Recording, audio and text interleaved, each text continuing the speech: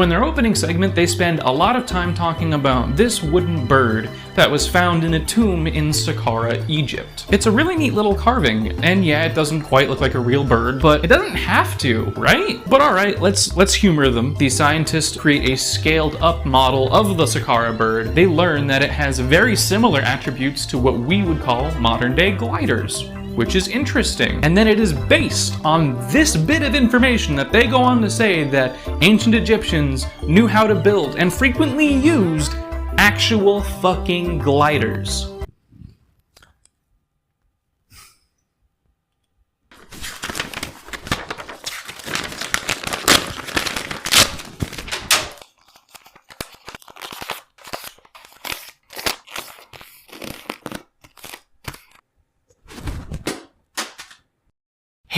Hey guys, it's a fucking toy that glides.